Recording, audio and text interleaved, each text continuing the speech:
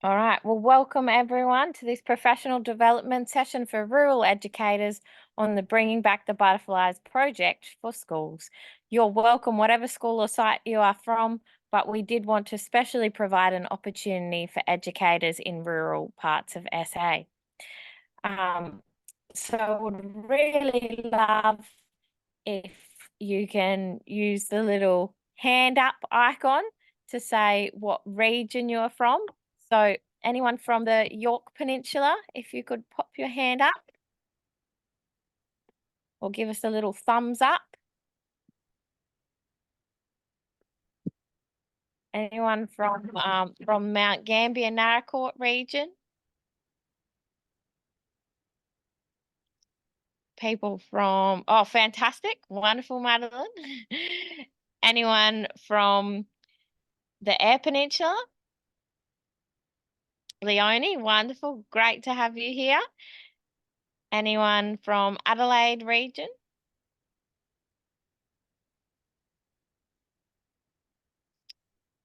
Anyone from the Murraylands or Riverlands? Fantastic. Thanks, Bronwyn. We've got a mix of people from all over. Now, is there anywhere that I've missed? Feel free to pop in the chat.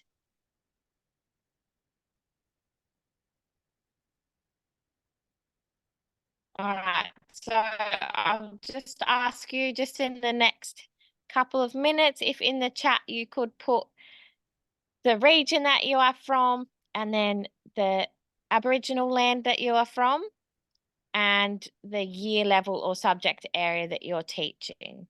So that's the region that you're from, the Aboriginal land that you're from, and the subject area or year level that you're teaching. Thanks, everyone. And I'm just going to head to Deirdre now for the acknowledgement of country.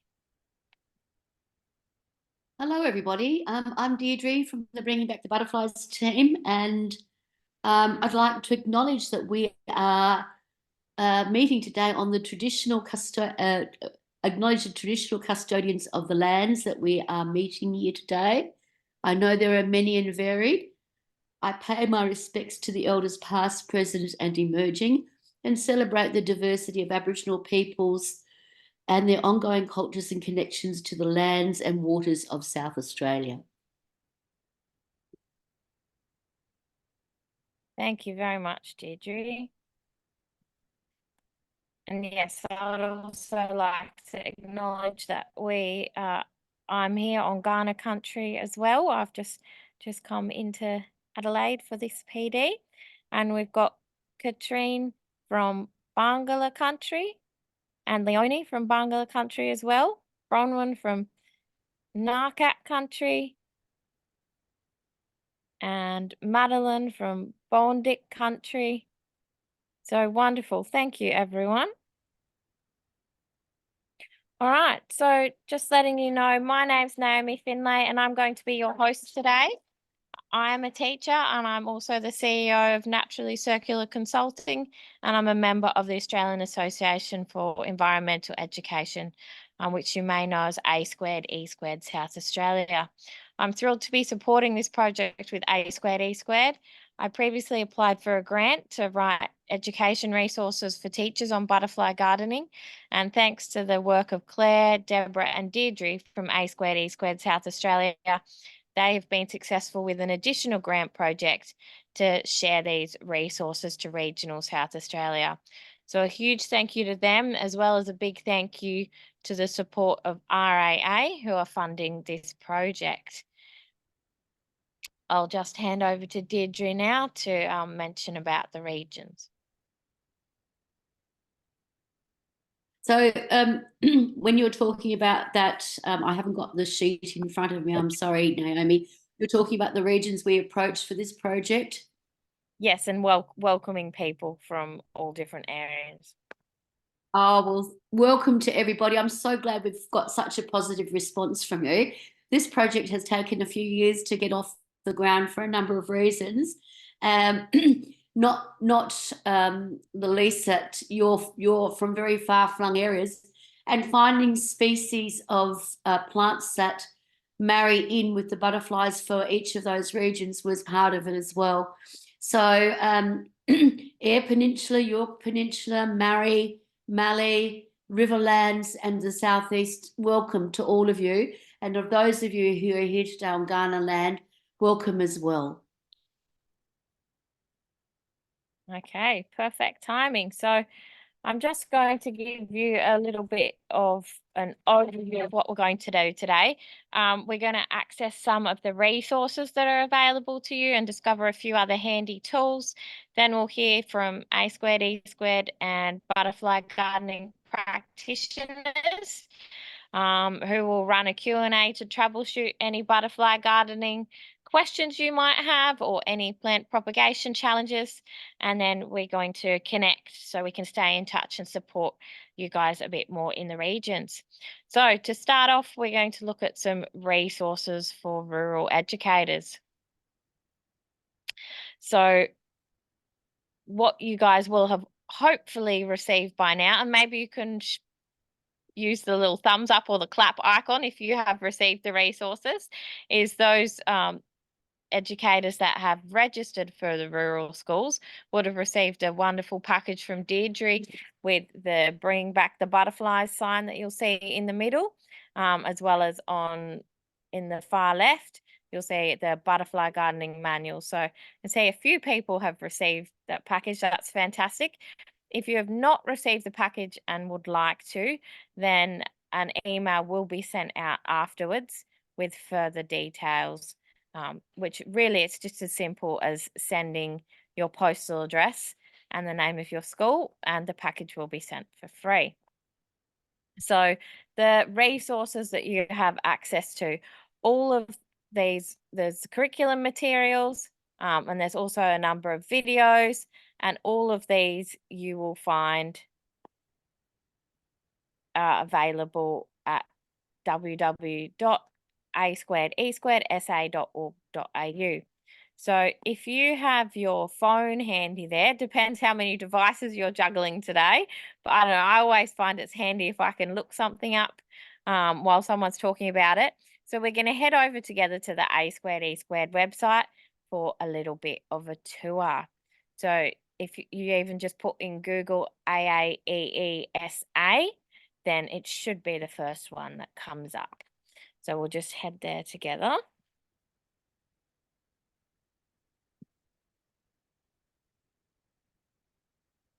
Oh, great. We've got some people in the chat sharing their addresses. That's fantastic. All right. And resources, and you can see a bit of a summary of the resources that are available. So we'll head to the butterfly gardening resources. Now, the first ones are the science units of work. Now, these at the moment are just for primary school, but the year 5 and 6 one, there would be a couple of activities in it that you might find would still be suitable for some year 7s. And these units of work are all linked to the Science Australian curriculum. It is version 8, but the science curriculum is very similar to, it's not been a huge amount of change, and we're waiting till the SA curriculum comes out to do additional updates on these. So we'll just head to, this is the reception to year 2 science lessons. And this has been written as a unit of work. You'll see that the outline at the start that covers off on all the curriculum outcomes for the different year levels. And then you'll find an overview of the lessons. And these lessons have been written so they're pretty easy to pick up, but also a number of the activities in there can be sort of taken out if you prefer to write your own lessons as well. So that's the science units of work. Now, what you've received in the post is this butterfly gardening manual, and that's referred to in the units of work for the additional information. So if you want extra copies of the manual, then just hit here. You can read it online or you can download it and then print it. Now, a couple of things that are particularly valuable for teachers is if we scroll down here to the native plant propagation video, and that video was created for this project, and Belinda here has kindly created this dialogue to explain what materials you need to propagate native plants. And she goes into detail about how you grow the different plants, the soil, the fertilizer, and the different techniques for doing that with your students. So it's a great video. It's all hands-on and shows you everything that you need. Another video that can be great to also show the kids is scrolling down further is some seed propagation from high school students at St. Mary's College. So that's the students explaining how they've done the seed propagation too. Now, also on this page, there's a few other materials that are helpful. Here's some pre-printable signage for butterfly gardens. It's got the plant and then the butterfly that is attracted to that plant as well. That's just a select amount of posters, but they might be helpful for some people that want to label particular plants in a butterfly garden. The butterflies of the Adelaide region, there is a lot of cover over with green Adelaide butterflies as well as the butterflies across SA. So you'll find some of the butterflies on this chart. The search for native plants here is quite useful, but this is the suburbs and postcodes is limited to Adelaide region. So that's probably really only relevant if you're teaching in Adelaide. And then going up here again, there's a beautiful butterfly visualization and audio mindfulness that I find great to settle the kids after lunch, or also for that educational element where the students discover a day in the life of an Australian painted lady. And that's big thanks to Steve from A2E2 for putting that together. And Deirdre here has also put together a plant list that shows the name of the plants, how far apart they're supposed to be grown, how big they grow to, and then whether they're useful for bush medicine or butterfly attracting plants, and if they're good habitat for birds. So that's also another great resource to look through with the students to find more ideas for plants. All right, so I'm going to stop talking now, and if you would like to just post in the chat if you have any questions about the resources, or raise your hand if you would like to put your video on and ask any questions. That's no worries at all.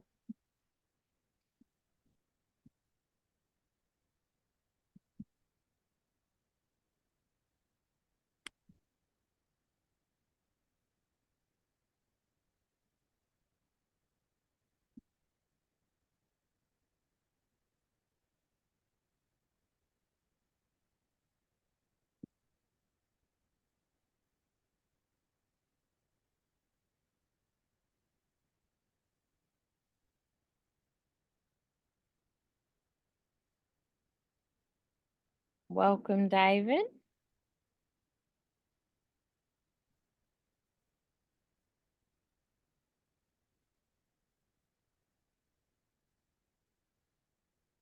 All right, I think the people seem to have a good grasp of the resources, so that's fantastic.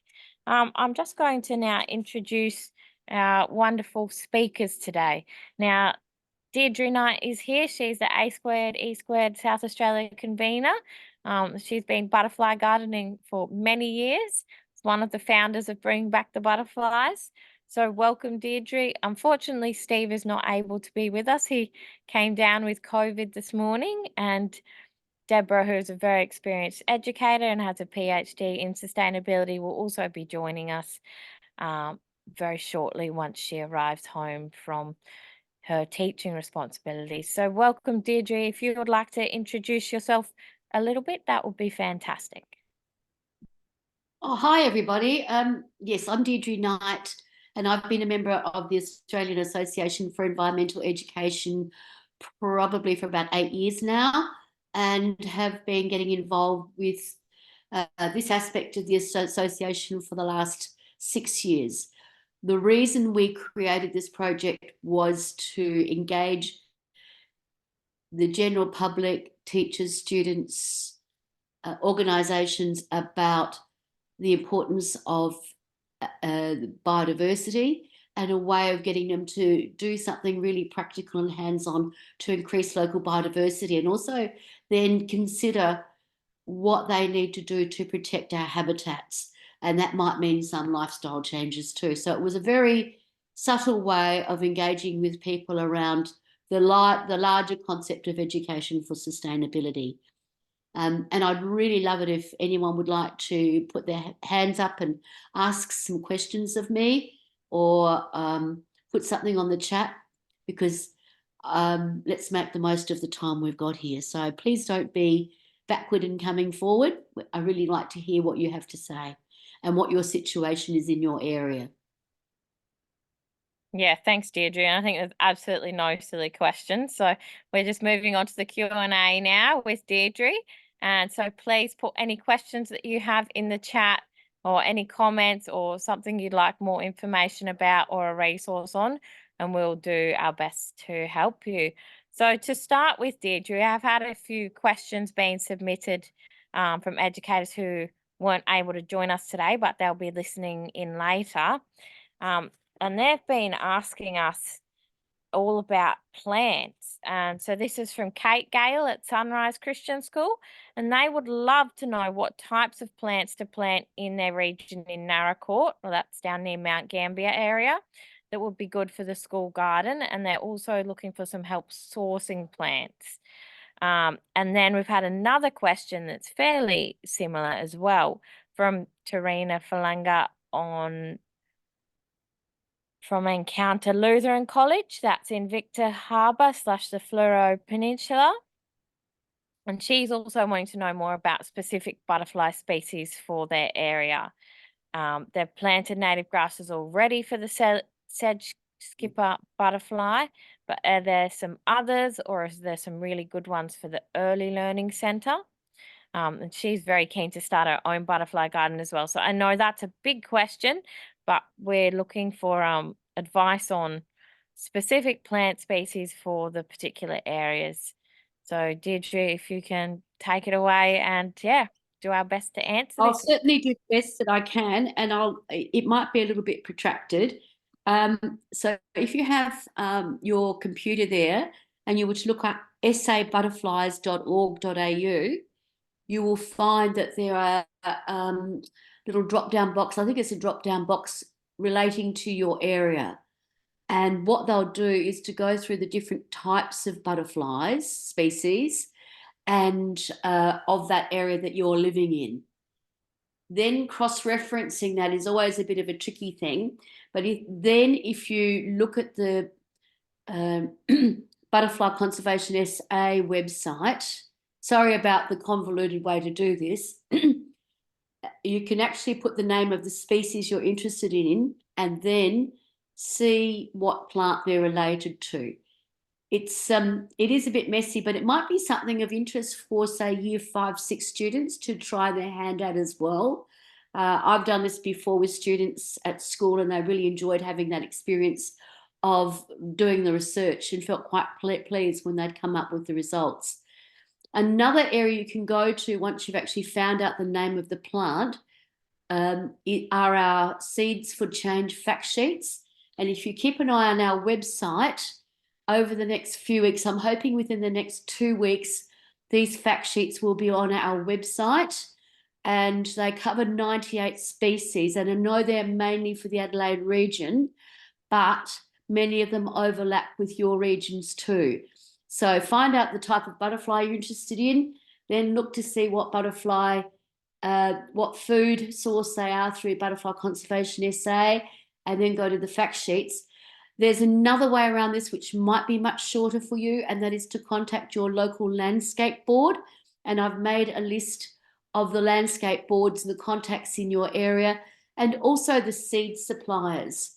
The only area I couldn't find a seed supplier for was the Eyre Peninsula one, but I think if you talk to the landscape board there, they might be able to help you. There is a company here in Adelaide, and it's called Blackwood Seeds, and they go to most regions apart from York Peninsula, I think, and near Ayr. But for other regions, you can get the seeds from this company, and I've put those details there as well. So it is a little bit convoluted, but stick with it. And once the Seeds for Change fact sheets are up on the website, we'll work out a way of sending you that information as well.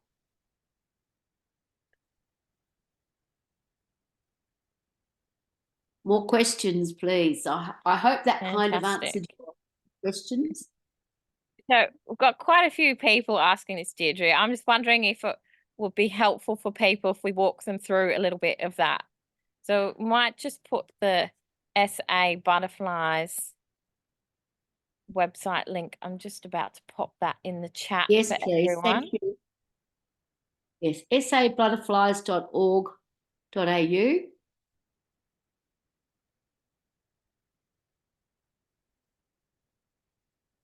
All right, we'll put a few links into the chat. So we've got SA Butterflies, and then we've Yes. got Seeds for Butterfly Change. Seeds for Change will be coming up on our website within the next 2 weeks. We're hoping. So what we've done is in Adelaide was to collect the names of species that are local to Adelaide, and many of them overlap with some of the regions. And it also says on those fact sheets whether or not they're butterfly attracting. So that they're going to be very useful. The other thing is, as I said before, your landscape boards will know more specific information about those species than I can say specifically here because I live in Adelaide on Ghana land. Now, Butterfly Conservation SA is very valuable. Once again, you can just key in the name of the butterfly and it will tell you what plants they rely on. And what we tried to do was to choose regions where a lot of those butterflies are found right across the state. So there should be some commonality there.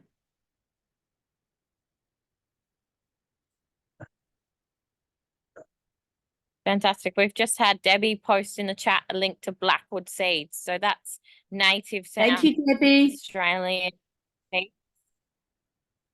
Yes. Debbie, can you tell us a little bit? Are they located in the Adelaide Hills? And I presume they would post seeds out. Is that correct? Yes, it's Phil, and he's down in the Inman Valley. It's called Blackwood Seeds because the blackwood is the type of wattle. People think it's in the Blackwood area, but it's not. And he will post. And if you say you're from a school, often he will either give you a discount or send them to you for free because that's his policy. That's fantastic. He's a very, very generous person. That's great. Okay, so I would also recommend when you get your seeds to look at what Belinda has done on the video.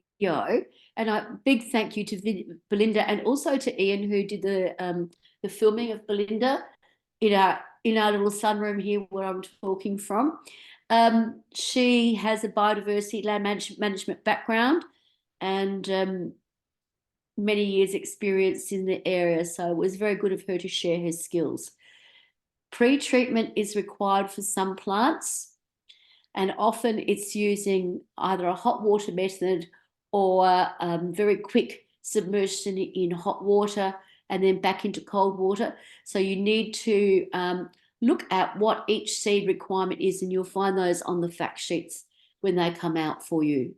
So just hang on for a bit because none of the seeds, apart from Banksia marginata, need to be propagated at this time of the year. Yep, so the soil temperatures at the moment are a bit cold for the plant propagation. Is that correct, Deirdre? Some plants like to be or need to have that time in the refrigerator to mimic colder weather, longer periods, and then you bring them out Even if I was to put a Banksia marginata seed in now, it might be a bit too early. It's normally late winter, early spring. So you've got time to start doing your planning and thinking about the location that you want to do your planting in. I don't know if it's right appropriate now, but if we're happy to move on to site analysis, that might be timely. Just what Yeah, do we people might. think on? Let's just hop over to that SA Butterflies website and just give Yes. people a quick run through of how to use it. I'll sort of navigate through it, Deirdre, and then if you want to drop in some extra comments, because you've got a Yes, I'll bit be of happy to. experience with that as well. All right. So we'll have a go at the screen sharing again.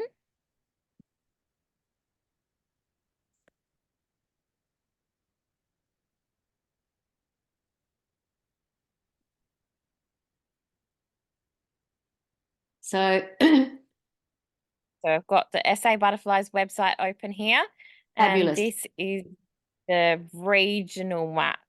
So you head here to your region. So I've got some people from Port Lincoln, so we might click on that region. You can see all the red lines around.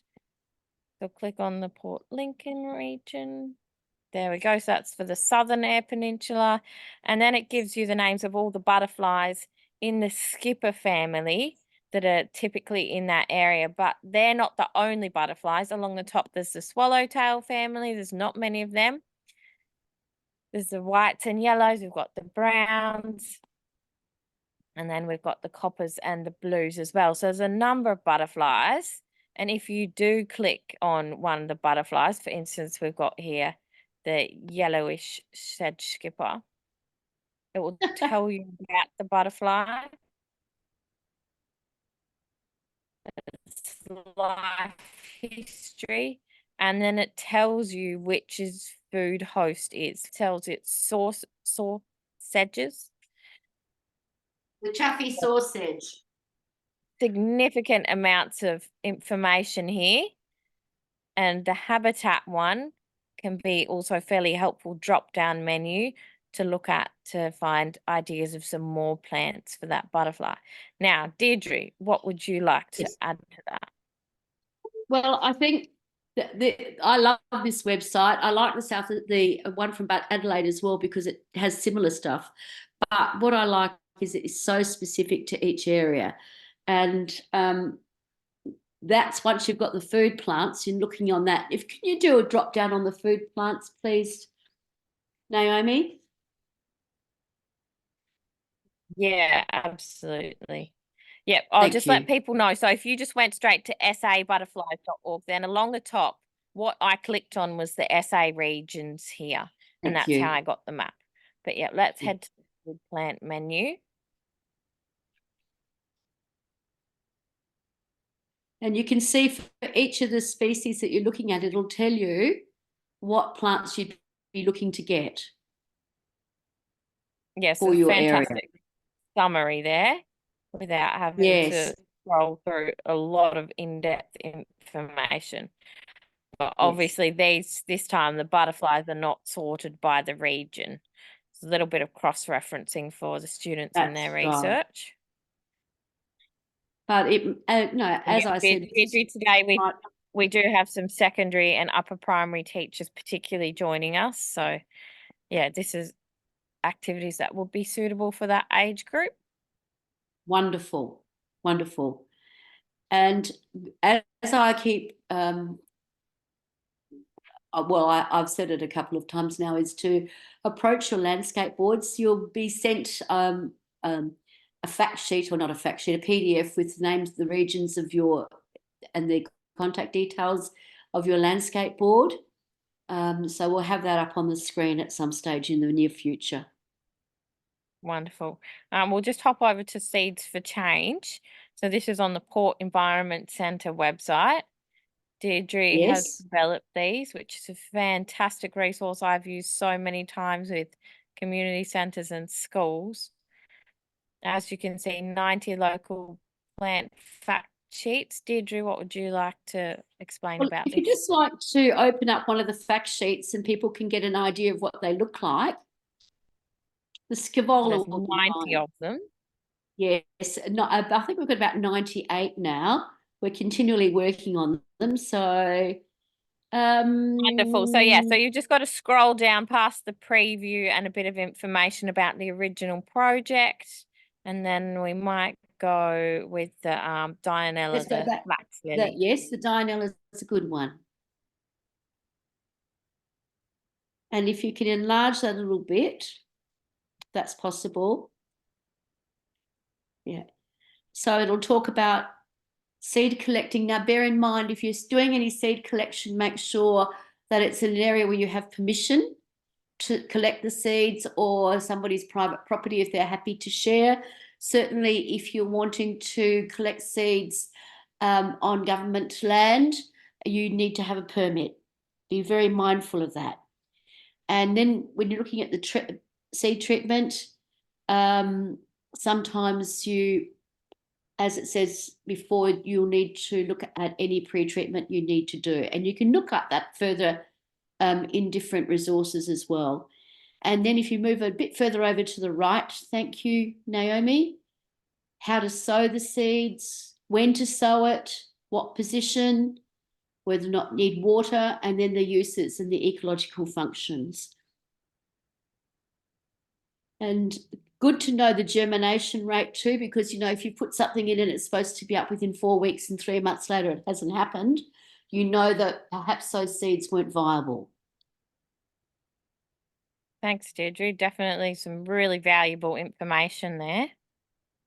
So they're currently on the Port Environment Centre website, and they'll soon be on the A squared E squared website as well. So it'll be a bit of a one-stop shop by then. Yep, so we'll send out that link after the meeting as well. Now I'm just going to hop over to Butterfly Conservation SA, and Deirdre, I'll get you to guide me what you think will be most valuable to show people Sure. here. So let's go down a bit, but I think there would have been an area there where you could actually just key in the name of the species. So if you go to butterflies, try that. Identify, attract and breed. Try the attract and breed.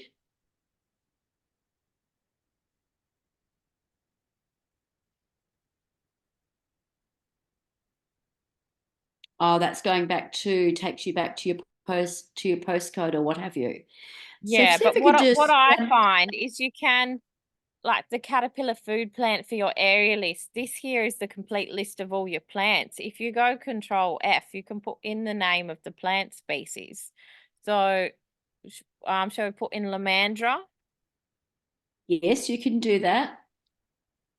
So here's Matt Rush, and then clicking on it, you can see which butterflies are attracted to the plant. Is that the information you're looking for, Deirdre? That's part of it. You've gone through the back end, which is probably a better way, because what you can do is to find out the names of the local plants in your area and then Yeah. uh, feed that into this one and it'll tell you what butterflies they attract. So that's Yeah, probably and a better then way of doing it. yeah, and then the butterflies here, then you've got more information about the butterflies, and you can also get a significant fact sheet as well, which is fairly similar to some of the information on the SA Butterflies site. But there's a significant amount of free information here. But yes, having come round this way to the butterfly, then you can see other plants that are also valuable for that plant, the nectar plant and the host plant. Deirdre, could you just explain the difference between the nectar and host plants for people? Yes. Often, well, butterflies are quite happy to take nectar from any plant. That's not a problem, but they're very, very specific about where they lay their eggs, because they know that once the caterpillars hatch from the eggs, that they'll need to eat straight away. So they need the food that is suited to their particular species. And some can be very, very particular. You were mentioning the yellowish sedge skipper before. The only plant that its caterpillars will eat would be the chaffy saw sedge, and then they'll probably pupate on that as well. Similarly with the bitterbush plant, which is not which is found in other parts of South Australia, the bitterbush blue butterfly will only lay its eggs on the male of the species. So that's a very interesting way of sharing that specificity, sorry, with your students about how unique our local ecology is. Absolutely. And Thanks, Deirdre. always try to have grasses in your space. So you'll often find many caterpillars will go to the grasses to eat those leaves. Wonderful. All right, Deirdre, I'm just going to ask you can you spend the next few minutes, could you please screen share the document you've created of contacts for the regions and go through that? And then could you spend a bit of time talking to people about how to choose a suitable site for their butterfly garden? Certainly. Absolutely. So some of you may already know these people in your area. Is that's coming up on the screen, I hope, Naomi? Yes, it is. Absolutely. Very good. So I've included the it is a bit tech glitching, but I don't know that there's much you can do on that. It might be just my end. But we can all see right. part of it. We can get the idea. All right, good. So it's coming up on the middle of my screen here, but that's probably because I'm going straight to the original. Sorry about that. But we're happy for you to. Can we email it to people as well, Naomi?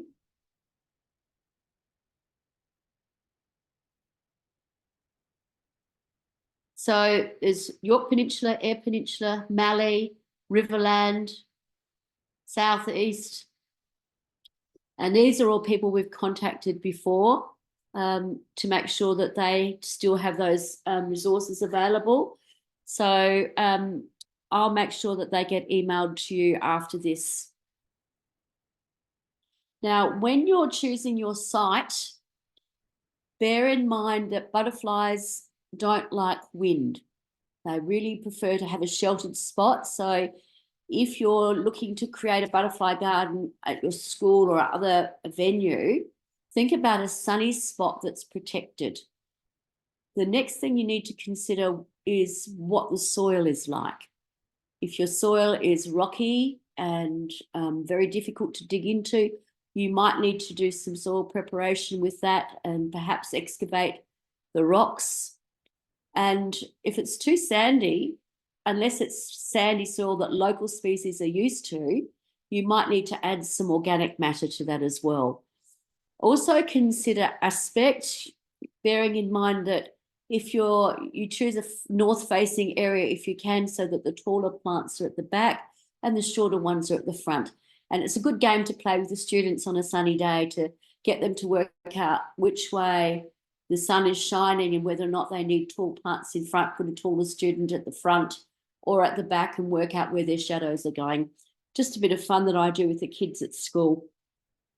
So try to start small, I would suggest, somewhere that's not too far from a classroom if at all possible, because you've got all those other preconditions, and also work out what your watering system will be like. In drier areas, you may be better off putting a little irrigation system in with one of those very affordable timers that are set to go off at certain times of the day. We tend to use a drip system, which is an interval system of about 30 centimetres. It's usually a brown tube, and you can see the drip lines along there. So if you've got families at school or a very handy person in the school community who's very happy to come and work with the students in setting that up, that could be very helpful as well. There are also many YouTube videos that you can go to that discuss how to do that. And it might be another research opportunity for your students.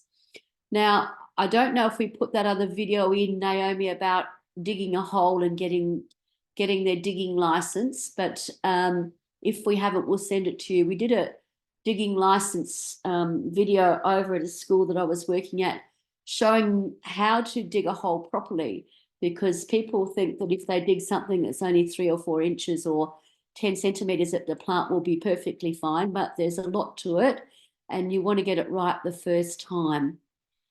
Another area that you must consider is to make sure you only use native plant fertilizer. If you use something that's not native and we have a very low phosphate yielding soils, it may not be suitable to the plant that you're putting in. So only go for the native plant fertilizer. Now that's just a bit of a snapshot, but the videos that Belinda has done addresses much of that, and the whole idea of planting properly is on the video that should be linked into this as well. I think that might be about all. Has anyone got some questions for me? I'm really dying to hear you and see you.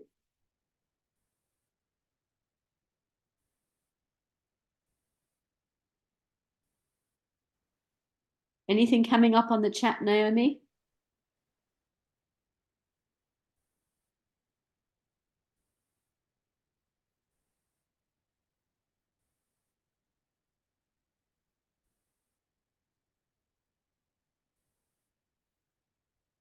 We all good?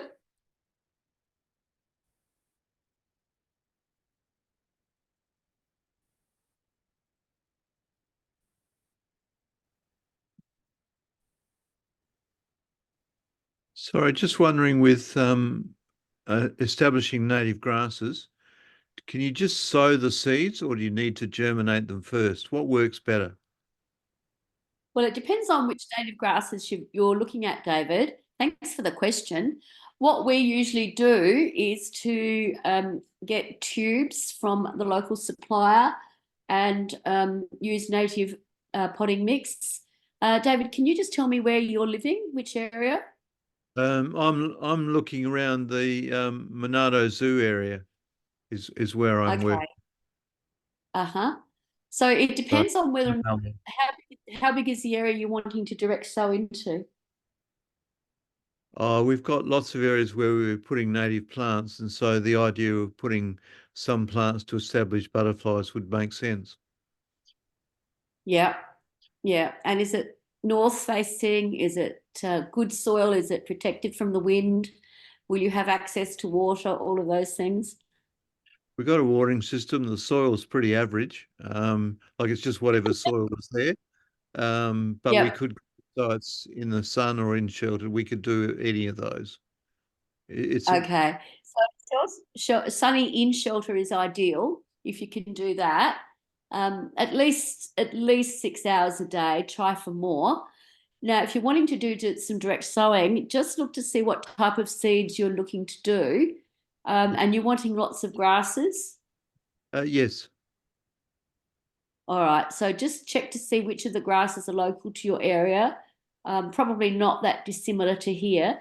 And when you're planting, I'd really be inclined to put them in the tubes first and then plant them out, David. Okay. Fine. Thanks. I think that would be better because then you know that you've got your germination happening, and just try to put no more than, say, 3 seeds into the tube so that when you put that tube into the ground, when you take it out of the tube and put it in, you don't have too much. Sometimes if you do a direct seeding, you could have multiple seeds in one line or one area and they'll compete with each other. So we can give you the names of the places we get our plants from, our tubes and trays from. And often, if you ask nicely, they may give you a discount if you say you're from a school. And when you're looking at native potting mix, just the local hardware store usually has it. Some of the native potting mix comes with the native fertilizer. If it doesn't, get the native fertilizer, which I think is Scott's native fertilizer. Okay. Thank you. No problem at all.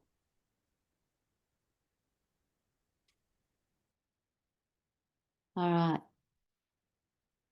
So in the absence of that, I just want to talk a little bit about preparing your hole for planting. So what we do with the students when we're doing planting is to show them how to dig a hole, which might seem very straightforward to you, but you'll find that many students and quite a few adults actually don't know how to use a spade or a trowel, and they really need to understand the importance of that if they're wanting to get have success with their plants. So scrape back any mulch is the first thing. Then get your spade or your trowel and dig it. And when you're putting the mulch out, put it in another container so it doesn't go back into the hole. Dig your hole and then give it a good drink of water. Make sure the hole is at least a little bit deeper and a little bit wider than the tube you're going to be putting in. Then fill your hole with water and let that drain away. Excuse me, I'm just going to get Naomi on the phone. It won't be a moment.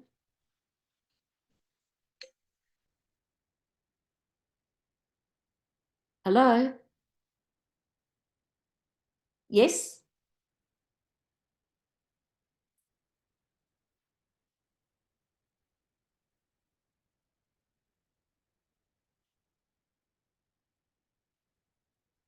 Okay. Thank you.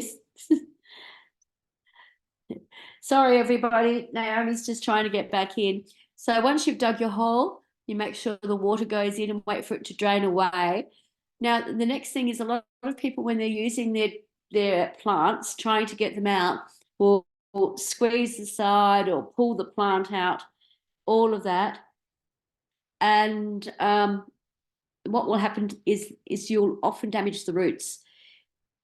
Alternatively, if you get a trowel and use the flat of the trowel against the top of the tube and give it a good tap, the plant will just pop out. Sometimes you might need to do it a couple of times, but you'll find generally it will just pop out. And then you just put your hand over the top with your 2 fingers. We call that the peace sign. Turn it upside down and tip the plant out. So we go tap, tap, tap, peace sign, turn it upside down and tip, tip, tip. Place it in the hole, make sure it's level with the top of the soil. Make sure you've got a little bit of fertilizer at the bottom of the hole. Backfill with the soil. Make a little well around it. Give it a good drink. And when all of that is done, put the mulch back over. And that should really set it up well for growing moving forward.